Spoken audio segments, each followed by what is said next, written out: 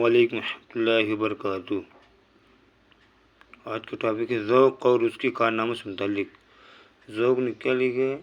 قصیدہ لکھا۔ ذوق کہاں پیدا ہوئے تھے؟ دہلی میں پیدا ہوئے تھے اور دہلی میں ان کا انتقال ہوا تھا۔ ذوق کب پیدا ہوئے تھے؟ 1789 میں 1854 میں ان کا انتقال ہوا۔ ذوق کی شہرت کس صنف میں ہے؟ قصیدہ میں ہے۔ ذوق کس بادشاہ کے دربار سے وابستہ تھے؟ ذوق بہادر شاہ ظفر سے وابستہ تھے۔ ملک الشعراء کا خطاب کسے عطا ہوا تھا؟ ذوق کو۔ بہادر شاہ ظفر کے دربار سے کس شاعر کا تعلق ہے؟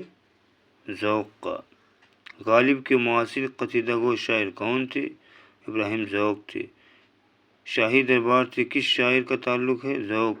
خاقان ہند کس شاعر کو کہا جاتا ہے؟ شیخ محمد ابراہیم ذوق کو۔ زہر نشاط اگر کیجیے اسے تحریر، عیاں ہو خامے سے تحریر اور نغمے جائے سریر، کس کی قصیدہ کا مطلع ہے؟ ذوق کا۔ یہ کس شاعر کا مصرع ہے؟ عیاں ہو خامے سے تحریر نغمے جائے سریر، ذوق کا۔ صحیح شعر کیا ہے؟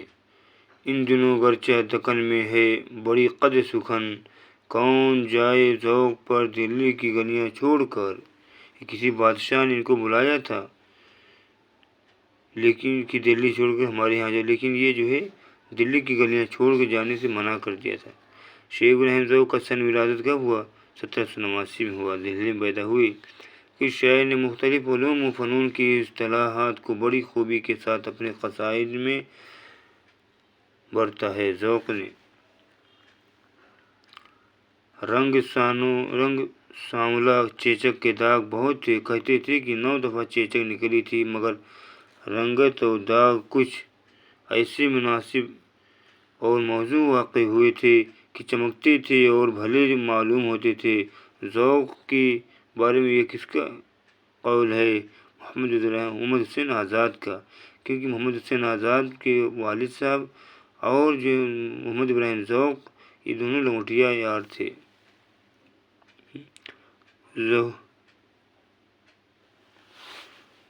ظہور و نرگس و گل، جلوے سمیع و بصیر، نسیم نکہت گل، مظہر و لطیف و خبیر۔ مذکورہ شعر کس کے قصیدہ کا ہے؟ ذوق کے۔ لائی حیات آئے قضا لے چلی چلے، لائی حیات آئے قضا لے چلی چلے، اپنی خوشی نہ آئے نہ اپنی خوشی چلے، محمد ابراہیم ذوق کا شعر ہے۔ ذیل میں ایک دعویٰ اس کی ایک دلیل دی گئی ہے، اسے غور سے پڑھیے اور صحیح جواب کی نشاندہی کیجیے۔ دعویٰ کے قلعہ معلیٰ میں ابتدا میں ذوق دہلی کو مرزا غالب سے بڑا شاعر تسلیم کیا جاتا ہے۔ دلیل: ذوق دہلوی نے کثرت سے غزلیں کہی ہیں۔ دعویٰ صحیح مگر دلیل غلط ہے۔ بہادر شاہ ظفر کے تخت نشینی پر ذوق نے کون سا قصیدہ کہا تھا؟ ہے آج جو یوں خوش نما سحر رنگ شفق، یہ کہا تھا انہوں نے۔ ساون میں دیا پھر ماہ شوال دکھائی، اس قصیدہ میں ممدوح کون ہے؟ بہادر شاہ ظفر ہے۔ نظر خلق سے چھپ سکتے نہیں اہل صفا، تہ دریا سے بھی جھاڑ ڈھونڈ نکالا گوہر، کور باطن کو ہو کیا جوہر دانش کی شناخت کی پرکھتا نہیں جز دیدہ بینا گوہر۔ قصیدہ کے اشعار کس شاعر کے ہیں؟ ذوق کے ہیں۔ مندرجہ ذیل اشعار میں سے ذوق کے شاعر کی نشاندہی کیجیے۔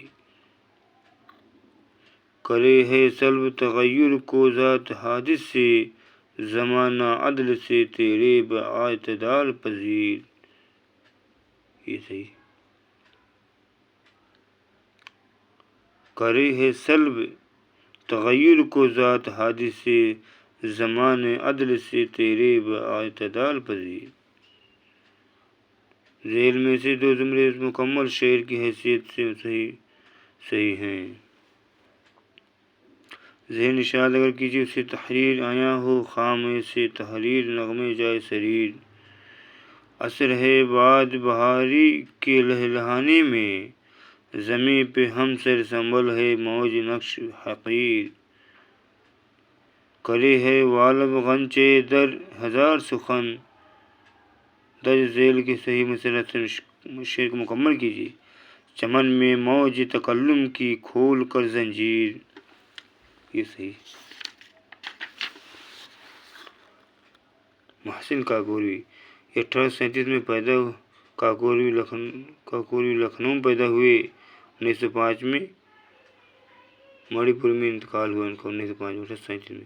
اردو کا وہ کون سا شاعر ہے جس کی نعت گوئی سے پہلے اردو میں نعت گوئی کی کوئی مستقبل حیثیت نہیں تھی؟ محسن کاکوری تھی۔ محسن کاکوری کس شاعر کی شاگرد تھے؟ امیر مینائی کی۔ قصیدہ مدیح خیر المرسلین کی تخلیق ہے؟ محسن کاکوری کی۔ شاعری میں محسن کاکوری کے استاد کون تھے؟ امیر مینائی تھے۔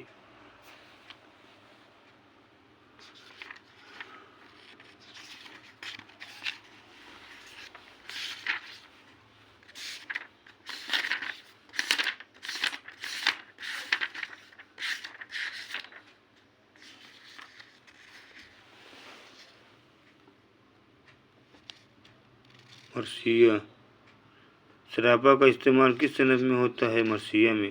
مرثیہ کی زبان کا لفظ عربی کا۔ رجز کا مقصد کیا ہے؟ دشمن کی للکار۔ رجز کا مقصد دشمن کی للکار۔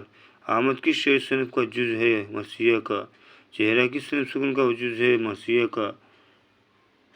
ان میں کون سا جز مرثیہ کا نہیں ہے؟ گریز قصیدہ کا ہے۔ رجز کا مقصد کیا ہے؟ دشمن کی کو للکارنا۔ رجز کا مقصد کیا ہوتا ہے؟ اعلان جنگ۔ رجز کا مقصد اعلان جنگ۔ ذیل میں سے کون سا جز مرثیہ کا نہیں ہے؟ گریز نہیں ہے۔ اس شعر میں فرس کی بھاگ پھیر کے آنے والے کردار کی نشاندہی کیجیے۔ آتا ہے فرس کی واہ ادھر بھاگ پھیر کے، لایا ہے کربلا میں جو سید کو گھیر کے۔ حضرت حر۔ مرثیہ کو کس نے تشبیہ سے متعارف کرایا جو آگے چل کر چہرے سے منسوب ہوئی؟ سودا نے۔ مرثیہ کے کس جز میں براعت استحلال کی صورت ملتی ہے؟ چہرہ میں۔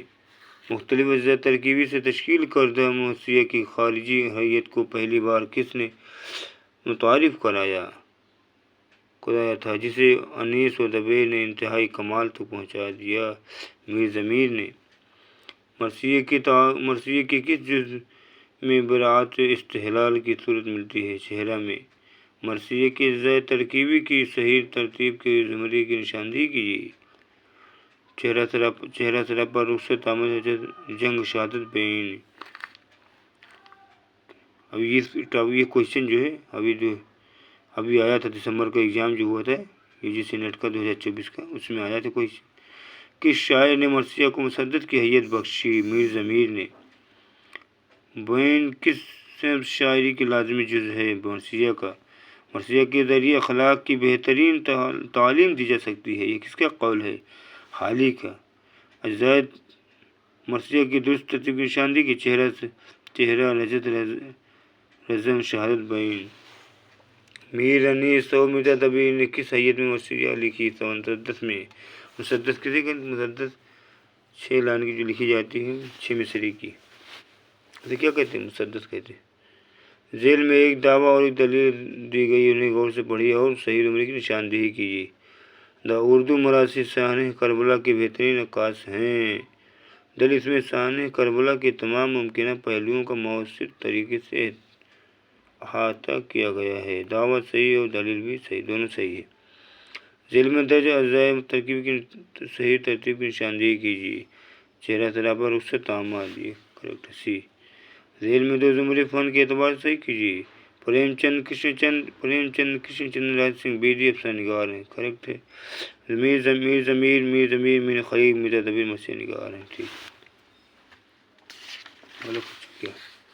میر انیس اور ان کے کارنامے۔ میر انیس نے لکھنؤ سے باہر کہاں مرثیہ پڑھا تھا؟ حیدرآباد میں۔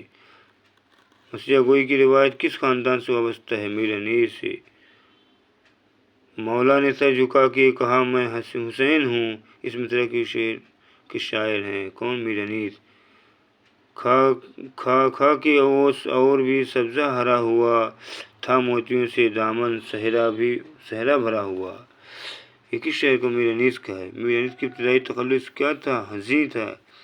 میر انیس کا انتقال کس سن 1874 میں ہوا تھا؟ 1802 میں پیدا ہوئے، 74 میں انتقال ہوا۔ کہاں پیدا ہوئے انیس؟ فیض آباد میں پیدا ہوئے تھے انیس۔ یہ مصرع کس شاعر کا ہے؟ کجی عیب مگر حسن ہے آبرو کے لیے، انیس کا ہے۔ میر انیس نے لکھنؤ کے باہر کہاں مرثیہ پڑھا؟ حیدرآباد میں۔ میر انیس نے مرثیوں کے علاوہ اور کس صنف میں توازمائی کی ہے؟ رباعی میں۔ یہ مصرع کس شاعر کا ہے؟ پانچویں پشت ہے شبیر کی مداحی میں میر انیس کا۔ میر انیس کی مرثیوں کی حیت کیا ہے؟ مسدس ہے۔ فرما سکے نہ یہ کہ مشرقین ہوں، مولا نے سر جھکا کے کہا میں حسین ہوں، یہ مشہور بیت کا تعلق ہے انیس کی مرثیہ سے۔ جب نوجواں پسر شہدین سے جدا ہوا ہے سے ہے۔ میر انیس کی مرثیوں کی حیت مسدس ہے۔ میر انیس کا ابتدائی تخلص حزیں۔ عالم ہے مقدر کوئی دل صاف نہیں ہے، اس عہد میں سب کچھ ہے پر انصاف نہیں ہے، انیس کا ہے۔ کس شاعر نے میر انیس کے لیے حزیں کی بجائے انیس تخلص تجویز کیا تھا؟ ناسخ نے۔ یہ کس نے لکھا ہے کہ صحرائے کربلا کی دوپہر کی شدت اور رات کی سناٹے کو انیس نے مبصر کے احساس اور مصور کی نظر سے دیکھا ہے؟ جعفر نے کہا۔ تھی نہر علقمہ بھی خجالت سے آب آب، روتا تھا پھوٹ پھوٹ کر دریا کا ہر حباب، انیس کا ہے۔ ذیل میں انیس کا شعر جغرافیائی اعتبار سے واقعاتی انحراف کی بہترین مثال ہے۔ وہ دست وہ نسیم کی جھونکے، وہ سبزہ زار پھولوں پہ جا بجا، وہ گہر ہائے آبدار۔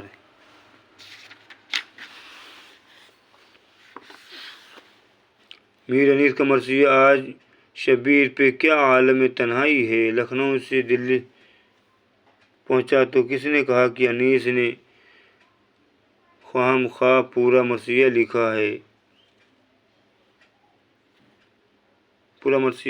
یہی ایک مصرع کافی تھا، شیفتہ نے کہا۔ میر انیس نے مرثیہ گوئی کے ساتھ مرثیہ خوانی کو بھی ایک فن بتا دیا، یہ قول کس کا؟ عبدالحلیم شرر کا ہے۔